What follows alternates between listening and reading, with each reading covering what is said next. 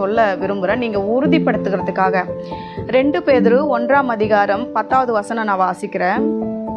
ஆகையால் சகோதரரே, உங்கள் அழைப்பையும் தெரிந்து கொள்ளுதலையும் உறுதியாக்கும்படி ஜாக்கிரதையாக இருங்கள். இவைகளை செய்தால் நீங்கள் ஒரு காலம் இடறி விழுவது இல்லை.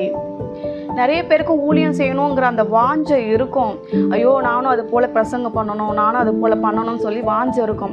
ஆனால் நம்ம என்ன பண்ணுவோம், அழைப்பு இருக்குதா இல்லையான்னு தெரியலையே. ஏன்னா வேதம் சொல்லுகிறது, ஒருவன் ஆரோனை போல அழைக்கப்பட்டால் ஒழிய இந்த கனமான ஊழியத்தை ஒருவரால் ஏற்படுத்தவே முடியாது என்று வேதம் தெளிவாய் சொல்லப்பட்டிருக்கிறது.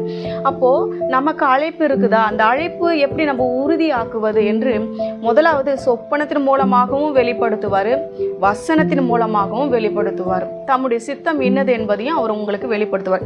இந்த வசனம் நீங்க வாசித்தீங்க.